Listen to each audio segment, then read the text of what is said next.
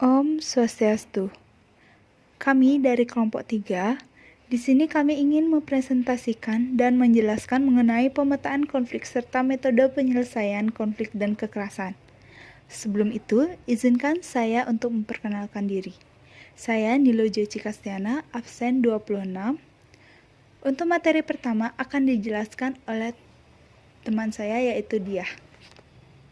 Mengenai pemetaan konflik serta metode penyelesaian konflik dan kekerasan.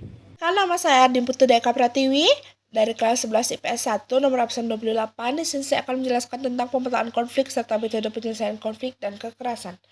Konflik dapat diselesaikan melalui kompromi antar pihak yang terlibat atau meminta bantuan pihak lain untuk menyelesaikannya. Dalam penyelesaian konflik, pemetaan konflik yang perlu untuk mengetahui secara detail konflik yang terjadi. Apa itu pemetaan konflik? Bagaimana metode penyelesaian konflik yang tepat? Untuk mengetahui jawabannya, simak pembahasan berikut. Pemetaan konflik dalam penyelesaian konflik. Pemetaan konflik merupakan teknik yang digunakan untuk membantu menganalisis dan memecahkan konflik. Sebelum menangani konflik, Anda perlu memahami terlebih dahulu latar belakang atau kronologi terjadinya konflik, penyebab konflik, dinamika konflik, hubungan antar aktor, isu-isu, pandangan antar aktor, dan aktor konflik untuk memahami lebih lanjut mengenai konflik ini. Unsur-unsur konflik yang perlu dianalisis. Yang pertama, sejarah konflik. Sebelum menyelesaikan konflik, seseorang perlu mengumpulkan data mengenai dinamika atau sejarah konflik. Dinamika konflik meliputi kejadian-kejadian penting sebelum masuk konflik. Dinamika konflik dapat diartikan sebagai gerak dinamis suatu konflik yang terjadi dalam masyarakat. Menurut Visser, terdapat 4 dinamika sebagai berikut. A. Prakonflik, yaitu tahap sebelum terjadi konflik terbuka, artinya konflik masih bersifat tersembunyi atau laten. Konflik belum diketahui masyarakat umum, tetapi antara kelompok pihak yang memiliki ketegangan saling mengetahui adanya pertentangan. Yang B. Konfrontasi, yaitu tahap konflik mulai terbuka, muncul ketegangan berupa perilaku konfrontatif seperti tindakan protes, pengancaman, penolakan, demonstrasi, dan terjadinya partikalan pada tingkatan rendah yang belum intens. Yang C. Krisis, yaitu tahap konflik telah memuncak. Pada tahap konflik ini pecah menjadi bentuk aksi-aksi kekerasan yang dilakukan secara intensif dan massal. Yang D. Pasca konflik, yaitu tahap konflik mulai mereda. Pada tahap ini, konflik sudah diselesaikan dengan cara mengakhiri konfrontasi, kekerasan, dan ketegangan antar pihak. Selain itu, hubungan antar pihak kembali kondusif dan normal. Perkenalkan, nama saya Nika DM Tamarianti Putri, nomor absen 23, dari kelas 11 IPS 1. Di sini saya akan menjelaskan bagian saya, yaitu tentang isu-isu konflik, aktor konflik, pandangan antar aktor, dan hubungan antar aktor. Yang kedua, ada isu-isu konflik. Isu berkaitan dengan faktor penyebab konflik. Contoh isu-isu pokok konflik meliputi masalah-masalah tanah, perkelahian, gosip, dan fitnah.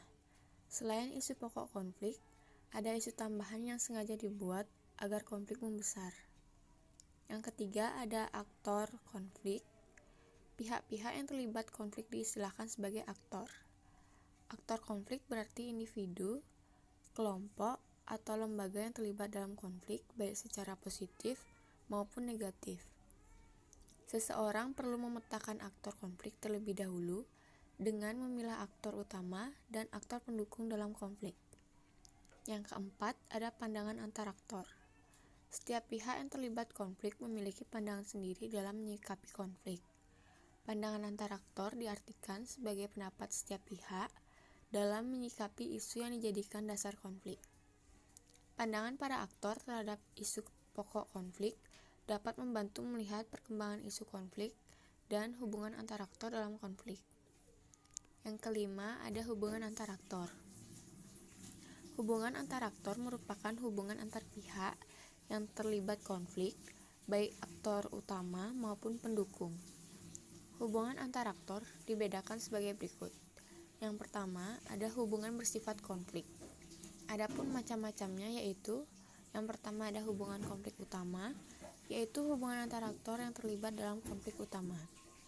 Yang kedua, hubungan konflik kecil, yaitu hubungan antara aktor yang terlibat dalam konflik kecil selain konflik utama. Yang ketiga, ada hubungan aliansi yang retak, yaitu hubungan antara aktor menunjukkan keretakan hubungan. Yang bagian kedua, ada hubungan bersifat non-konflik.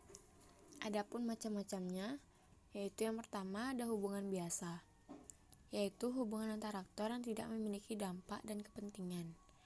Yang kedua, ada hubungan kuat, yaitu hubungan antara aktor yang menguntungkan tetapi memiliki kepentingan jangka pendek.